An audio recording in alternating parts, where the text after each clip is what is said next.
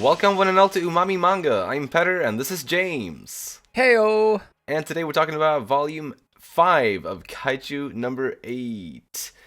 Another fun one. I don't know. I don't think my opinion or anything has really changed with this volume, but it Hmm. continued to entertain me. Do you have anything you want to say before we get into the character discussions? Not particularly. Just that I agree with you, and it's still entertaining. Good fights.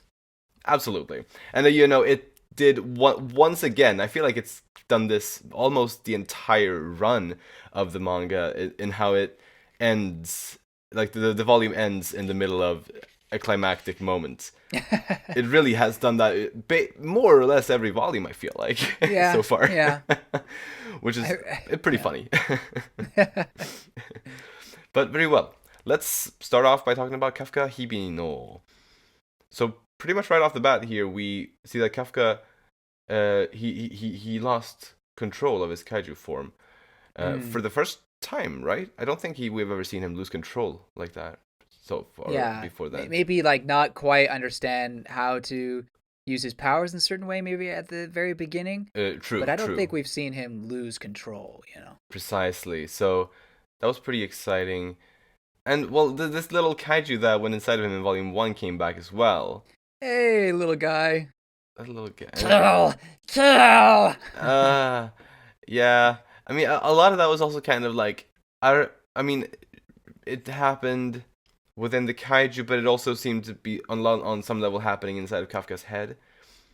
At least Mm, parts of it. There was this one visual where Kafka was swallowed by the little mm-hmm, guy, which I don't mm-hmm. know how literally we're supposed to take that, or if that was just something else, like something else, like metaphorically, or just inside of his head. How do you read Mm. that? I mean, definitely inside his head is how I feel. And I don't think he's particularly changed at that point. I think that he's just frustrated and getting overtaken by the monstrous desires of this little kaiju guy. Mm-hmm. Um, but about that little kaiju guy, I think it's interesting that it was saying kill, kill, kaiju, kill. At least it felt like it was in that order. And to me, that sounds like it has an objective to kill other kaiju. And so when it was Ah. fighting Isano or Isao, Oh. Yeah, yeah, yeah. it could feel the presence of kaiju number two, Right. and it Ooh. got aggressive, and I think it just started to take over, and that's why you have the image of the little guy biting Kafka, and because I think for a moment the kaiju number 8 just really overtook him, Oh and yeah, then for it definitely. took him remembering, or him being Kafka remembering Mina, that he was able to snap out of it. I think The power of friendship to the the rescue once more. I mean it's more than friendship, but power of a crush maybe, but Well, there was also, I believe, well, Mina was definitely like the main thing, but I think there was also his memories of Kikoru's words as well that yeah, you're really right. kind of helped him snap out of that. Yeah, she was definitely important Mm-hmm. help as well. It was also fun to see. Like I've been sort of quote unquote complaining about the lack of big kaiju in some of these instances, or the fact that Kafka and some of the other kaiju have been not particularly big. But Mm. we did actually, like in that fight with Isao, Kafka's kaiju form was, I believe, bigger than what we've seen it be before. Um, so Oh. that's pretty awesome. Or I thought that was pretty awesome at least. It gives me hope to see Kafka's kaiju even bigger than that. Um, Yeah. Yeah, I guess it did feel like it grew bigger, huh? Like, I didn't really notice that, but thinking back, yeah, I could see it being different size. I'm really curious to know what Kaiju number 2 size was. right. Uh because it kind of looked like it was pretty big, or at least bigger than a regular humanoid size. Maybe. I'm not sure.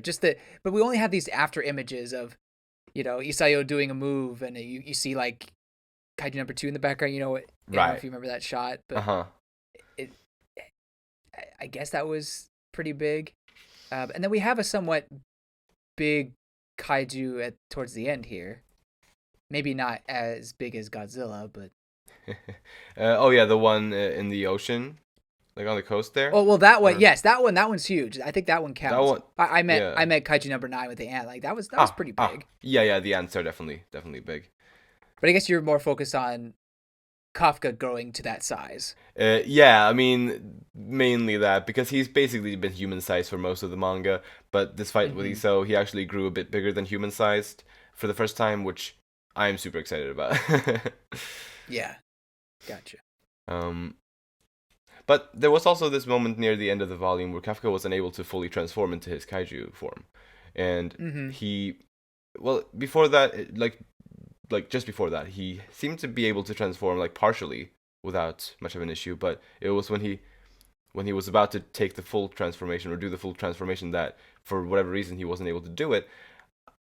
I know that he had a bit of doubt, kind of, or a bit of hesitation, like initially, Hmm. um, but that was just kind of honest, like I guess fearing that he wouldn't be able to control himself based on the previous experience at the beginning of the volume. But he basically kind of just said, "Screw it, no, I'm going to transform," and then he wasn't able to. I believe he tried at least twice and wasn't able to Hmm. transform fully. And I wonder, or well, do you have any speculations as to why that might be? I'm actually more curious to hear what your speculation on Oh, to why that would be. well, that's the thing. I don't have much of a clear speculation on this. The only thing that Hmm. sort of came to mind for me was that, well, the thing I mentioned briefly before, the visual of the tiny kaiju guy in Kafka eating him, like Hmm. that part, because that was essentially, well, that image is basically the opposite of what happened in Volume One, where Kafka ate that guy, but now that guy ate Kafka. Mm. If that would somehow reverse the It's just power, a like circle of them eating each other. yeah, and like since Kafka eating the kaiju gave Kafka the powers, but the guy eating Kafka maybe stripped him of the powers.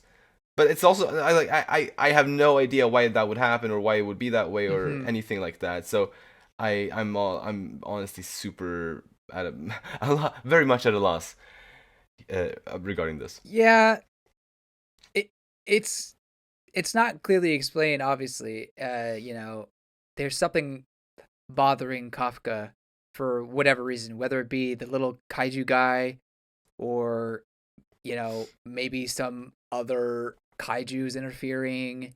Maybe it's just all in his head. I don't know. There's really no indication besides that little Kafka guy of what Um, it could have been. I mean, I suppose it might still be like because he definitely had that hesitation about transforming out of the fear of not being able to control himself. But then he did say kind of screw it and seemingly wanted to actually transform. But maybe there was still some hesitation in the back of his head that was preventing him from transforming fully. So maybe it is still that at the core, but he doesn't fully understand that. Maybe. Hmm. And actually, if that is the case, I think I would kind of like that because like it would be a very big consequence really of what happened during his fight with Isao, and I think that kind of I guess self doubt in a sense or getting like having a consequence that affects him and really nerves him so majorly, I think would be interesting to see more of if that is the case. But yeah, Yeah, hard to say. I agree. I think it would be really cool to see. Really cool is the wrong word. I think it would be an interesting take of in that he has to overcome kind of any mental issue he may have at the Yeah. moment or any fears or things like that, and maybe he's just not quite able to grasp what his current issue is, even though Right. he's saying, "No, I want to transform," but maybe he's not quite regarding it or something like that. Exactly. Very well. Let us talk next about Kikoru Shinomiya. We learned that it was Kaiju number 6 who killed her mom, and that in the 10 years since that Kaiju's defeat, no one has been able to utilize that Kaiju's powers in a suit or like as a weapon. And it seems to be like obviously we don't know for sure, but the way it was put kind of gave me the impression that Kaiju number 6 is special in that regard. Like It Mm. seems like that's it's the only kaiju that's supposedly so strong that they haven't been able to find anyone that's compatible with its strength, or however you should put it. Mm. So yeah, that's pretty interesting and something I hope to learn more about. Yeah, no, I had totally missed the fact that when my first read through that Mm. Kaiju number 6 had it was not compatible with anybody, or they hadn't find someone to use it. And that's very interesting. I think that could hint at maybe one of the Shinomiyas using it, although I guess Isao already has Kaiju number 2, so it would be interesting to see Kikoru use that in a way. That Uh, would be It'd be fun. interesting. Although she already has an axe and has a really fun axe, so I don't know how much you want to take away from that, but still, that would be cool. A thought that just came to my mind, so bear with me, is Hmm? it would be quite the twist. Well, it wouldn't make any sense if Kikoru's mother turned out to be Kaiju number 6, and for some Oh, reason oh, they're saying that Kaiju number 6 killed the mother. uh, But if they're talking about Kaiju number 6 not being compatible with anybody, that means they have it apprehended and probably have it killed.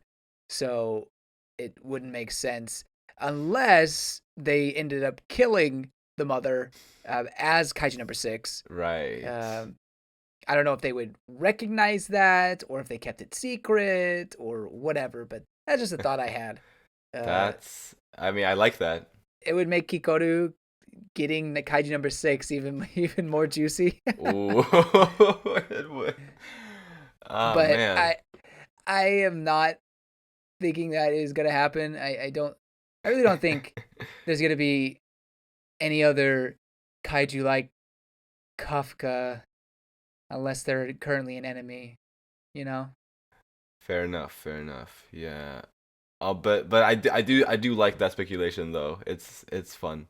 It could be pretty, or I think it could make for some really interesting stuff. Mm-hmm. Um, but I thought it was also pretty fun to see how Kikuru really motivates herself and really kind of grows stronger thanks to like the other strong people around her. Right, Like how yeah. she was striving to be as fast as Soshiro and as strong as Mina during the battle, and I believe she's also going to learn a lot from seeing Gen Narumi fight as well now that she's Mm. on his squad or on his division. Mm-hmm. Yeah, I noted that too. I thought it was yeah, cool to see her motivate herself, kind of learn from the leaders around her. Yeah, Yeah. I like that. Mm. I also absolutely love like the very end of this volume where she comes to the rescue and saves Kafka, which I think I guess she kind of repays the favor that when he saved her at the end of volume one. It's kind of the same thing but reversed here, which I liked that a lot. And it's also super badass seeing her that way. She even Mm. she even cleaved the speech bubble from Kaiju number nine in half. I know that was so cool. I love that so much. But yeah, that was a very very awesome and badass moment. Mm-hmm. But I guess another point of motivation for her is she wants to get stronger to stop Kafka in case he were to go out of control. She really cares for him. I mean, as a friend, I'm not saying anything other than that. It Yeah. it as an ally, she really cares for him and Mm. thinks that he's worth trying to protect or help out or how whatever word you want to use. And in order to do that, she feels like she has to get stronger. And I like that. Yeah. Yeah, no, I really like that too. Then next up, let's talk about Gen Narumi, a new character who is captain of the first division, and I mean, that's a fun guy, I think. You know, this is another case of reading the manga, and well, my first impressions were kind of wrong about this guy. Uh-huh. I didn't think I would like him, but I kind of like the switch on, switch off attitude he has. You know, when Right. he's at home or in his office, he's different. Like he's his real self. But when Mm-hmm. he's at work or fighting monsters, switch goes on, changes everything, and I kind of like that, and I think he's definitely risen in my favorite Kaiju number 8 characters. Nice. Yeah, and I honestly ultimately found myself liking him as well. And I think Kikoru sort of likes him as well, or once she saw him in action, I believe she started taking a Yeah, bit of a liking to I him. love that page of when he takes down the giant kaiju in the sea, Mm. and he just looks up and I forget. I should probably like remember what they say, but I love just the look of them, and basically she says that's what I'm talking about, you know. Yeah, yeah, exactly. Yeah, that's awesome. Yeah, yeah, he's fun. I think though the one thing that I guess didn't sit quite right with me was how kind of dismissive he was of Kafka during that Mhm. meeting. That I mean, he's not a guy who enjoys meetings to begin with, but like I didn't really like that attitude in that moment, and how he said that he'd rather use Kafka's kaiju parts as a weapon for himself. Hmm. That was kind of not cool, I guess. But again, it does kind of fall in line with really how when he is working, or like when he is actually doing his job properly, he does take it very seriously and he is very good at it. So I guess it kind of Yeah, goes along with that in a sense.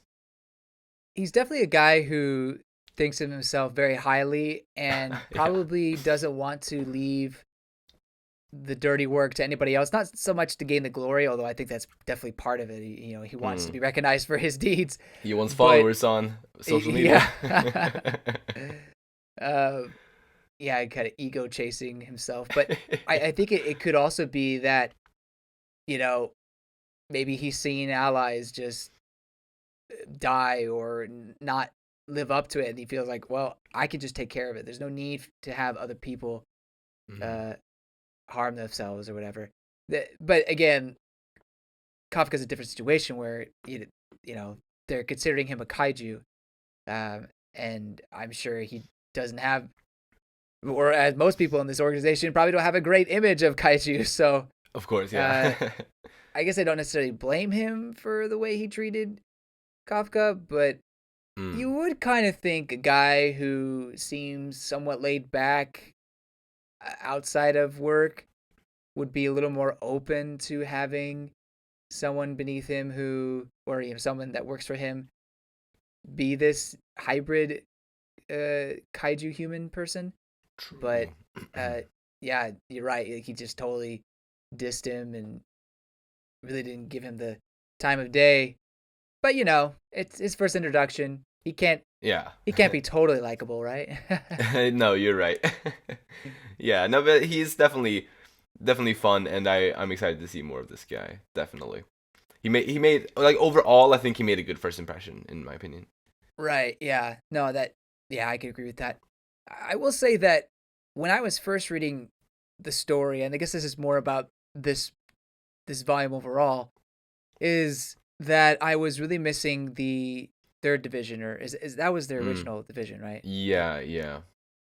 And I don't know, like I felt we had gone away from that, and now we're focusing on the first division. I mean, Kikoru's here, so that's great. But Right. what about all the other guys? Like we haven't even got to know everybody over there. Why are we learning about different ones now? But I'm taking it as it is this time around, and I think I'm enjoying Gen and everyone else here a lot more than I was. Well, maybe not a lot more, but more than I was before. Fair, fair. And maybe reading it kind of week by week, or whatever the pace was for the chapters. I was binging You were it. binging it. Oh, okay, never mind then. Because I was thinking if one read it like week by week, then maybe this volume, for example, felt a lot longer than it feels like when you read it in one sitting, for example, just reading the physical book, Hmm. or something like that. But yeah, I guess that doesn't change it for you here then. Um, but yeah, yeah, no, but speaking of that, I am interested in seeing the third division again, and I'm Yeah. sort of predicting that we'll see them in the next volume, at least to some Hmm. extent. But I guess we'll talk more Hmm. about that later. Right. Um, Sorry, I kind of got off the topic, but all it good, all it good. it kind of encompassed a bit of my impressions on Nanami at first. No, but I can understand that. Well, then next up, let's talk about Isao Shinomiya next. Turns out that he did listen to his daughter, at least to an extent, when when she asked him to spare Kafka, Mm.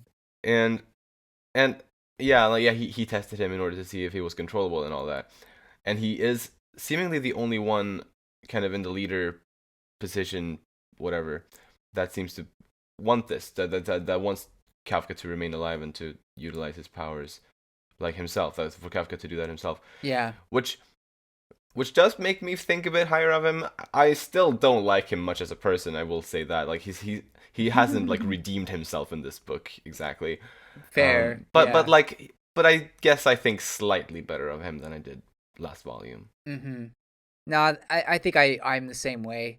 Mm. Uh, it doesn't really make up for the fact that he was treating his daughter horribly Yeah. in previous instances, but I guess it is also a surprise he listened to her in some way.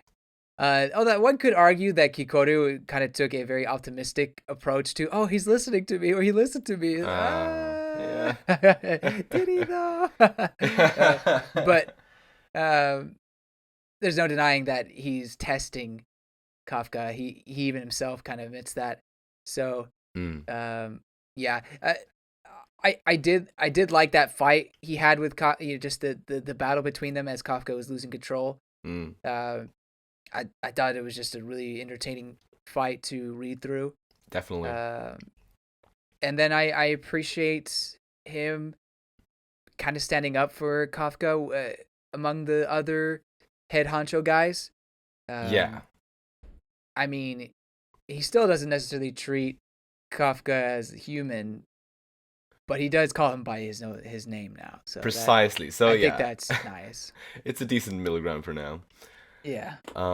And yeah, like speaking about those other guys in like a leader position, I don't know if we got a name for any of them, but there's one guy with an eye patch that seems to be like the face of the opposition in a way. Hmm. Have we gotten a name for him? Or I don't think so, but Not that I know of. yeah, I don't think so, but Maybe there was somewhere, but he hasn't. I don't know. Hasn't really struck me as someone that I should care about yet. yeah, maybe not. I just he had such a sort of remarkable design, or like a notable design, that That's fair. it made me think that he would become a bit more relevant. Ooh, that guy's got an eye patch. He I must mean, be important. yeah, you know, he sticks out, you know. Yeah. So I'm sort of expecting to see his character become a bit more relevant, and maybe a bit more maybe a bit more of a threat potentially. At least because now after Kafka has, in a way, or at least so far, obviously we don't know how this fight is going to continue into the next volume, but so far he's more or less failed at doing what he was supposed to do. Like he wasn't able to transform into Kaiju number 8, and yeah, like the eye patch guy and those other guys there, they surely won't be happy with that, I believe. Anyway, was there anything else on them or on Isao? Yeah, with Isao, he makes the point to I believe it was Narumi that the kaiju are evolving in ways that we don't quite understand. They're becoming more sentient, more or less. And then he makes the claim that we must also come to evolve. And I think that was a really good case for them to accept Kafka and I guess take it. I guess adapt themselves into trying to get expand their powers in certain ways, and I guess Kafka is a perfect opportunity. Let's not be hard headed about this. Let's accept this. It's kind of strange coming from Isao, who seems like a very hard headed guy, but whatever. Right. Yeah. I mean, I am definitely interested to get to know him better. Like, get to know his past, maybe. Like, we know that he was like one of the top, like, fighters or whatever when he was in his youth, like in his prime, and he's still clearly very, very capable. I think it would be interesting to get some more backstory about him, maybe about his youth, maybe about him and his wife. Yeah, that'd like be great. Stuff like that. I would like to get to know him better, because I feel like there is a depth to his character that hasn't really gotten to shine. But maybe that's just me imagining things, but I feel like there's some potential there. Mm. Very well. Out of the human characters that are remaining, there's only, well, some pretty minor ones, but there is one character called Shinonome that who's a platoon leader Oh in the first yeah. division. Hmm. She seems to take a liking to Kikoru, which I don't know. Is this the beginning of a long-lasting friendship between her and Kikoru? I don't know, but it was just something I wanted to note down. Mm. Yeah. No. I could sense a rivalry between the two. A bit of a like but like a friendly rivalry. I Right. got the Right. feeling like Yeah, that. for sure. Hmm. Then there was Eiji Hasegawa, the vice captain of the first division, who I think bounces off of Narumi in a fun way. Like they have this like straight man and what's the opposite to straight man? Uh, Oh yeah. What is it? not. Silly dude. I don't know. Either way, he is the straight man to Narumi, and I yeah, I think it's been fun to see them interact so far. Yeah. Was there any human characters left that you wanted to talk about? Nope. Nope. Then let us move right on over to Kaiju number 9. He's back and he's here to attack. Ah. The hole. Like he got a massive hole in Shinagawa. Yeah. Like absolutely huge. I like lots of people must have died there. I reckon, like right off the bat. That's what I was thinking too. It was 'cause like, that was oh like my gosh. that was like tons of blocks huge. Uh-huh. Like, yeah, like just immediately when that hole was made, like, yeah, shit ton of people must have just died right away, which is horrifying and tragic. This is one of those worlds where it's not a great place to live in. No, really, like it's I so mean, weird. it's pretty much our own world, except they're adding kaiju in it, and it's like there is no benefit to this. Yeah, What a terrible place to live. it's absolutely disastrous. But something that I thought was very fun and neat and pretty clever based on like we've referred to this guy as the mushroom kaiju, or at least I believe you suggested that we would refer to him as the mushroom kaiju before he was dubbed Kaiju number 9 in the manga. Which, and obviously I believe since it was volume 2, it's been very clear that he is definitely like he has like mushroom powers and stuff like that. Which is pretty neat. And in this volume, we got to see Kaiju Namurai growing out of the ant kaiju's head, and how that is seemingly the way that he is controlling the ant kaiju. Don't like it. It has got this has got to be based on the cordyceps. I feel like that is one of my fears. Like I despise that fungus. Like that yes. That whole taking over a dead, or like slowly taking over a dead bug. You know, I don't like it. I think it's an amazing kind of parasite. It's amazing. Don't get me wrong, but it's also terrifying. It is absolutely terrifying. For those who don't know, I'll just give a little bit of an explanation as to what the cordyceps fungus is. It is basically it's a type of fungus that can live as a parasite in, I believe, only insects, luckily. So as humans, we are quite safe. But still, yeah, as James said, it is still a bit terrifying.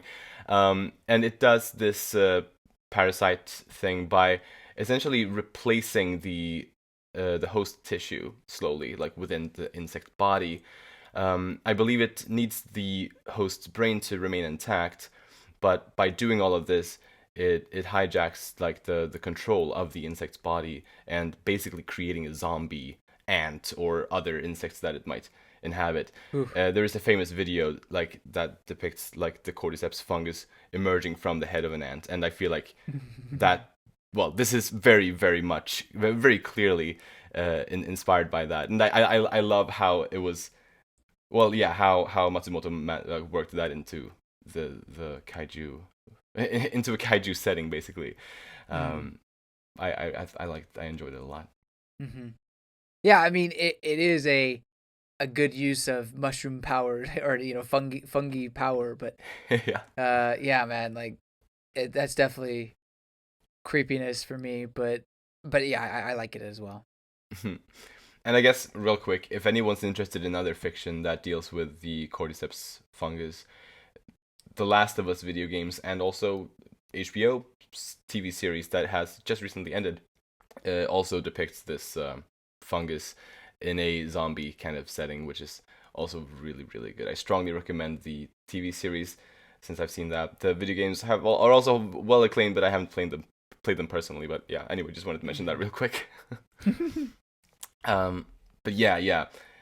It's been great to see, or I thought it was great to see Kaiju number 9 come back. This strongly kind of surely by the end of the volume he is, or at least one of him is defeated by Kikoru here, or well, sort of defeated. He's cut in half. I don't know if that actually did much to him since he's still kind of talking afterward, but it kind of seems like nonchalant because he's yeah, like, oh no, wait, who are you? yeah, yeah. So there's that fact. Plus, there's like multiple of him, like spread across multiple and kaiju. True. Yeah. Which one's the real one? Exactly. Or are all of them equally real? Like Or it's a, all of them. Yeah. Right. like it's hard to say because I mean yeah he is a mushroom, so I I assume he just has this ability to spread himself out, and as far as we know, all of the different kaiju number 9s might be equally much the real one. If if that's the case, yeah, that's gonna be a hard one to defeat. But I like that. I'm not expecting Kaiju number 9 to die in this confrontation here. I expect him to be like a long lasting, probably the main villain of the story. At least, yeah, that's what I'm thinking right now. So yeah, this is not the end of him, and so I guess he should be a huge threat. He should be hard to defeat. And so far, I'm really enjoying what Matsumoto is doing with this villain. Yeah. It seems like we got more of an indication, or, well, I guess we don't truly understand his goals, but we understand his current objective is to defeat Kaiju number 8 and take back that great Kaiju power for himself. Right. And I say take back because I guess he was meaning that it was stolen from the Kaiju, like their group, species, people, what do you want to call it? Right. But then towards the end, he says, I'm going to take it for myself. Exactly. So there, I don't know if that really matters, that difference, but either way, his current objective is to take that power, that great kaiju power. Yeah, and I mean it really is great. Like we definitely know that much by now. But yeah, man, there's still a lot of mystery surrounding this. But it is, as you say, yeah, it's nice to know this pretty clear objective from Kaiju number 9 at this point. Was that all on him? Yeah. Very well. Let's talk a little bit about predictions then. And well, we touched a little bit earlier on the third division. They were nowhere to be seen in this volume, but I don't really talk about. Mina was on the front page of the newspaper. Oh, so... okay, you're right. You got me there. I mean, she was, but no, I know what you meant. Yeah. So I'm hoping. I mean, plus we actually also got like basically like a full page image of Mina's face in the during the battle when Kafka remembered her. But either way, yeah. I expect to see them for real next volume. Maybe that's mostly wishful thinking, but I feel like I don't think this is the type of story that would separate us from the quote-unquote main group for too long. That's just a feeling I got. So yeah, with that in mind, I'm predicting at some point during next volume we'll get to see at least Mina and Reno again. I mean, we had this huge hole in Shinagawa, so I mean that's and these giant kaiju ants that are I don't know. I mean, we've had some pretty big deals happen in Tachikawa, but maybe this is big enough to bring other divisions over. True. Exactly. Yeah, that could be definitely a very good reason as to why we would see them again. Yeah. Yeah. And the other prediction that I had, I already sort of mentioned a little bit earlier already, but I mean, Kaiju number 9, I believe he's here to stay. He's not gonna die in this encounter, so yeah, he's gonna remain a big bad for quite a bit longer. I reckon. Yeah, guess we'll see. he seems to be pretty persistent Mm, so far. Uh, definitely. I still can't necessarily predict a whole lot without giving away Oh yeah. uh, what's coming up. Although I think there's one more volume and then a few chapters into the next volume, and then I'll be completely spoiler free, blind. Ooh. So excited for that. However, Yeah. I do want to.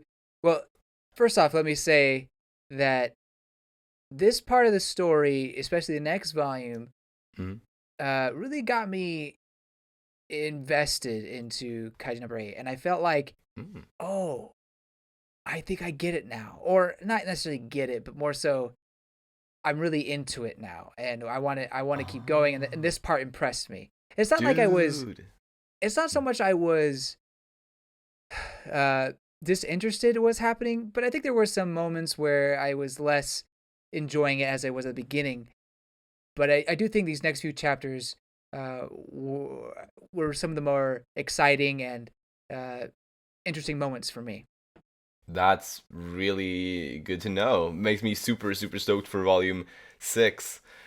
Maybe hopefully I'm not overhyping this. I mean, look, I'm not saying it's Vinland Saga, Peakland Saga, or anything like that, but um, No. it's pretty entertaining. Um, Right. I mean, yeah, that still has me pretty hyped though. I mean, yeah, I'm not gonna overhype it for sure, but still, I'm definitely excited for the next volume now.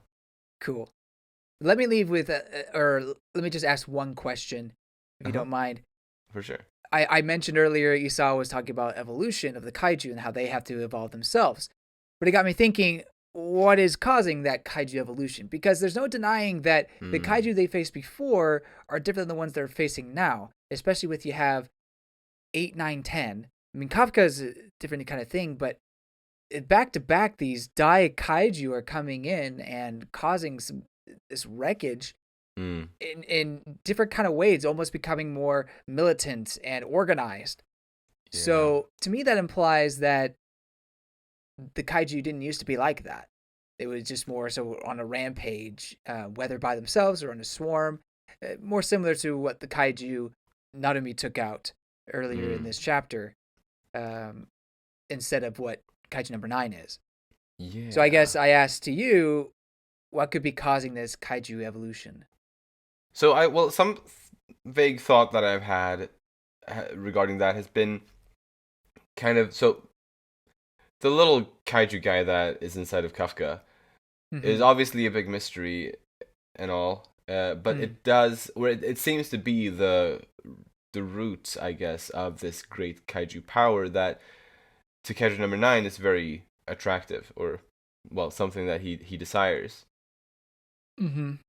And I don't know if it used to belong, like if he had that before, like kaiju number 9, if he had this little kaiju guy before, or whatever it might have been, or if only, or maybe he only desires it now because he has seen it used and he knows how powerful it is through Mm. kaiju number 8, maybe. But regardless, I feel like that little kaiju guy that went inside of Kafka, that's sort of the a rebel in a way, and I guess it kind of also goes along with what you said at the beginning of the discussion about how that kaiju wants to kill other kaiju for whatever reason, and how it is doing that through Kafka, and that whole event, or the emergence of kaiju number 8, is what caused the rest of the kind of kaiju community, if you will, to step up, kind of, or to up their game in a way. Mm. That I think is my best speculation on that at this point. I like it. I like it. So like maybe they had all this power before, but they just Mm. didn't feel like it was necessary to use it. But now Oh, they okay. are basically, again, they're taking it a bit more seriously now that Kaiju number 8 appeared, because it really was shortly after Kaiju number 8's appearance that all of this started happening. Like all of the kaiju started really upping their game. That's a So good point. yeah, that is, yes, my theory there. But great question. Definitely made me. It helped me form my vague thoughts into some kind of hopefully comprehensible sentences.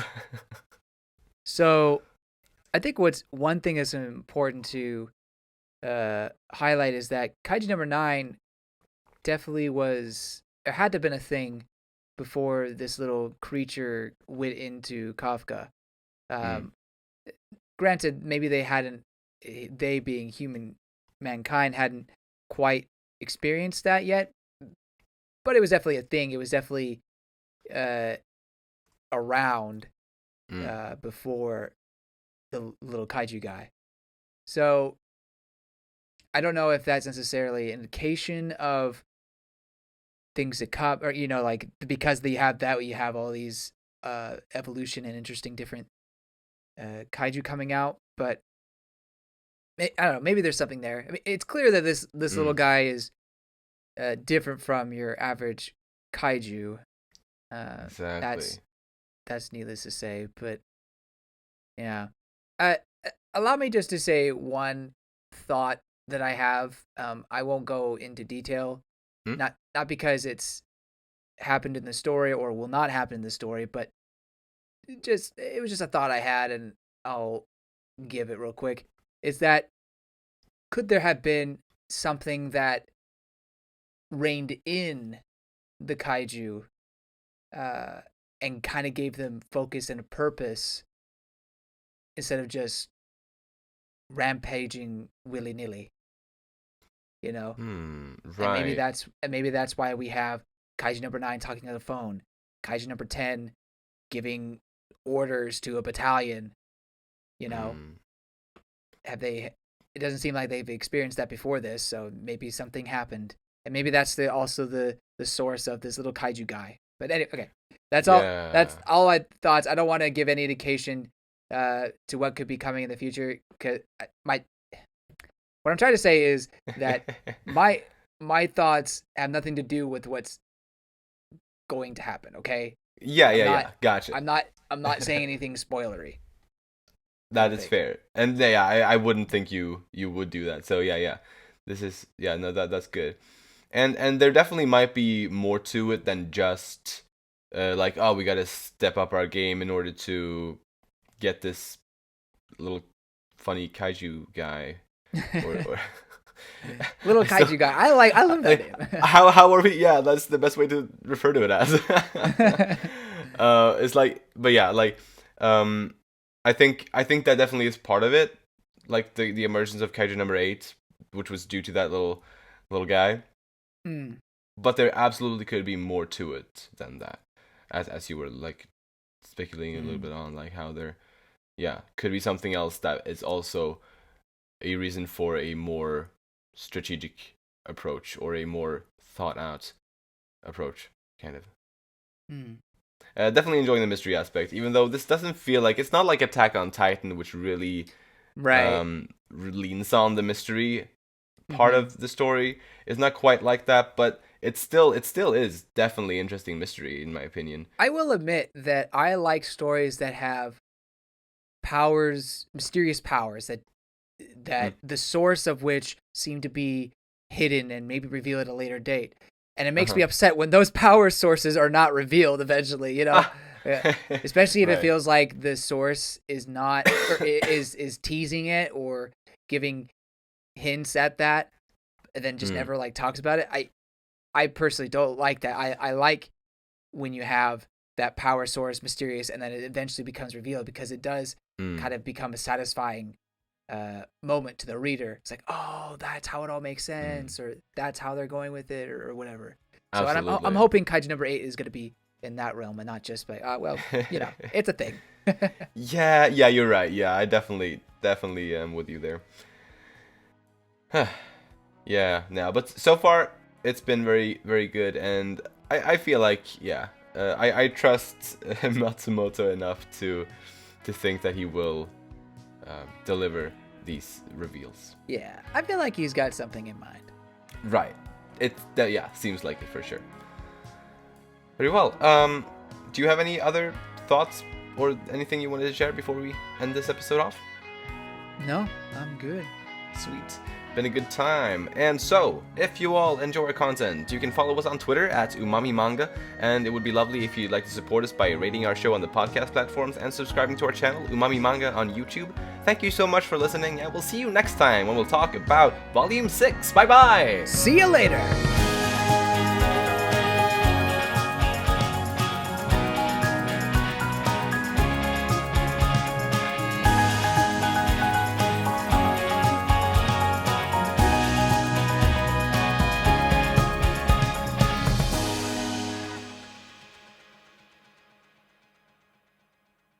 Except for when milk came out of his nipples. No, well, not milk. What was it? Oh, he peed out his nipples. Yeah. He couldn't control that. Yeah.